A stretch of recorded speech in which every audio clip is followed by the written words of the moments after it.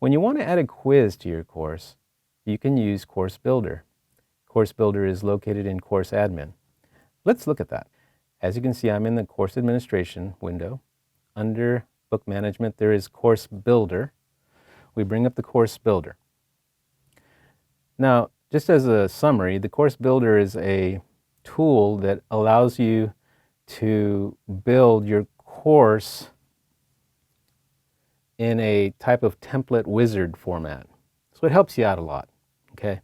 And it's drag and drop technology, so that's awesome too. So let's go ahead and add a quiz. So under the Add Content, you'll see a icon with a question mark in it. This is Create a Quiz. Under the Build Outline, you also have a placeholder for building a quiz. So when you're using Course Builder, first you want to build the frame and then you want to put the content inside. So we're going to build the frame first. So we're going to go ahead and start building our quiz. First you want to open the unit and the subunit. Now we want to put the quiz in the subunit. So we're going to go ahead and click and hold and drag it to the subunit. It's asking for a name. We're going to call it Quiz. Click Create. Now we have a placeholder or the framework for our quiz, but we need to get our content. So we're going to go to our Add Content area. And do you remember which is the quiz? The quiz is the document with the question mark. So we'll go ahead and click that one, drag it over to the quiz, and we're going to let go. You're going to give this a name. We're going to call it Quiz.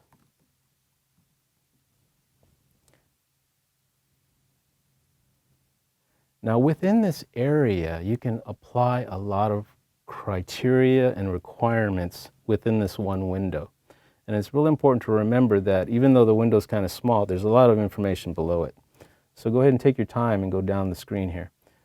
Whenever you're creating a quiz that's going to be graded, you have to have a grade item.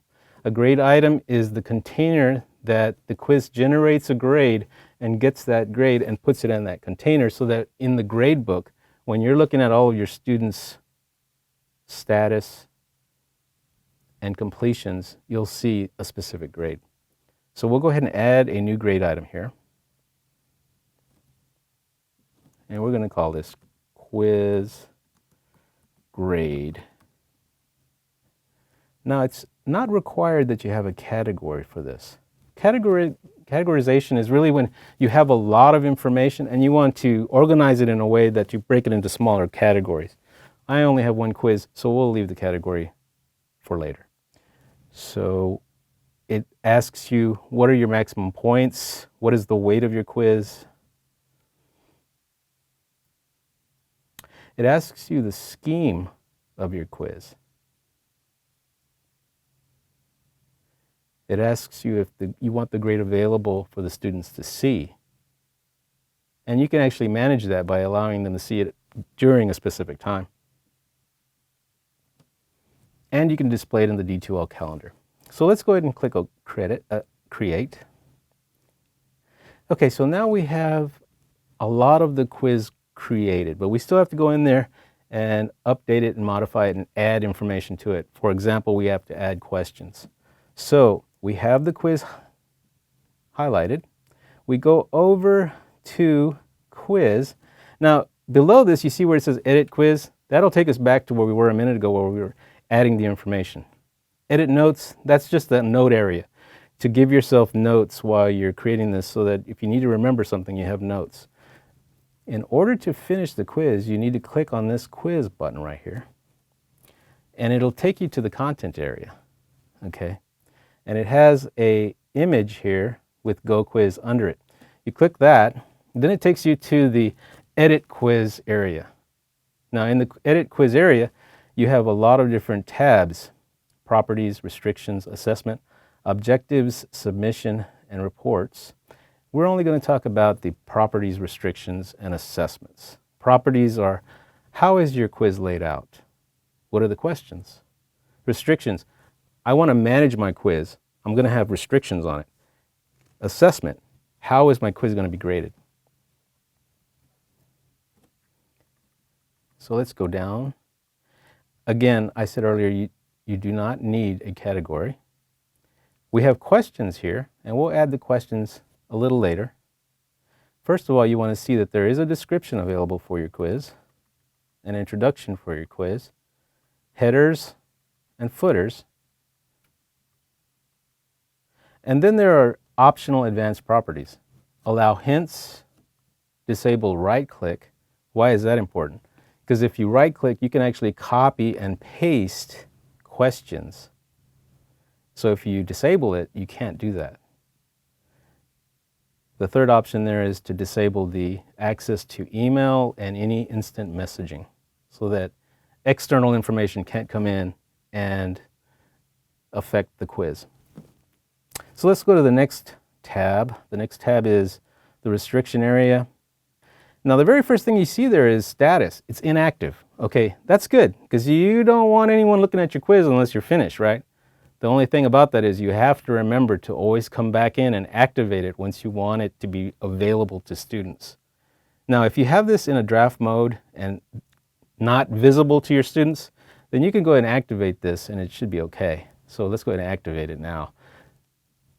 You can put date restrictions on here. When is the due date? When is the start date? When is the end date? Now right here, additional release conditions. You want to control when the student takes the quiz. If there are preceding requirements that the student has to complete before the quiz, then release conditions reinforce that for you. It makes sure that they complete everything they need to before they get to the quiz. Special access, this is where a student may have missed the quiz for a legitimate reason. They have an excuse and you are allowing them to take the quiz at a later date. So you open it up for that one person. So let's go to the next area, which is the assessment. Now the assessment is, how are you going to grade this quiz? So let's go down. Assessment. Allow attempt to be graded immediately. Now you can allow students to have their grades created immediately following their completion, and that's going to be different for different people. Or you can require it to wait until the due date and have all of the grades calculated at one time. It's your preference, how you feel you want to do that. You can have an automatic export to the grade book, which contains all your grades, and that's a good idea. And you can manage how the student is evaluated based on the completion of this quiz. Are they getting credit for just completing the quiz, or do they need to make a specific grade? We're going to go ahead and put 70% here as a required grade percentage. Again, you can have whatever percentage you want there.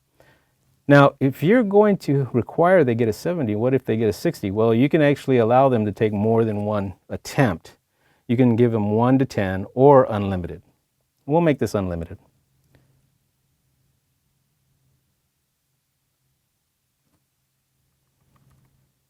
And the final area is the grade calculation. Which grade do you want to accept? The highest, the lowest, the average of all the attempts, the first attempt or the last attempt. In most cases, it's going to be the highest attempt. So there's one area that we did not cover that is in the properties area, and that is the actual question. So we'll go back to the properties. We'll go to where it says add, edit questions.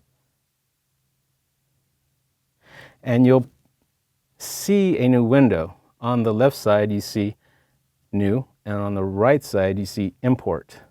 Import is to bring in questions that have already been created. They have to be in a specific comma delimited format, and it has to be in the specific format that the system will allow. Now, today we're only going to use the new so we can create our own questions. But you do have the option. Now when you click the arrow down here, you can look at various question formats. True and false, multiple choice, matching, and on and on and on. So we'll go ahead and take true and false. We'll go ahead and type in a question. I'm just going to make a statement, and it's either true or false. This is D2L. Okay, so this is D2L. Is that true or false? Yes, it is true, because we are using D2L. The points are going to be one. One thing I did not mention at the very top there, if you changed your mind of what type of question you wanted, you can change it with this pull-down menu. Okay, so you don't have to go back. You can do it right here. On the right side, you see an example of what your quiz is going to look like.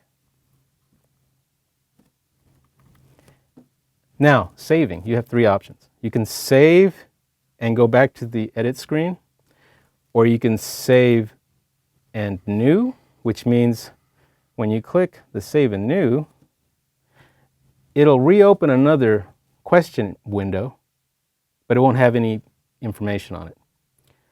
Right below that, you'll have save and copy, which will be this, it'll open another window. But here, you'll have the same exact question again. Why is that? Well, you can go ahead and there, edit it and change it however you want to save you a little time. So we'll go ahead and click save. Now on this screen right here, you see the question that we have, and of course you're going to have multiple questions.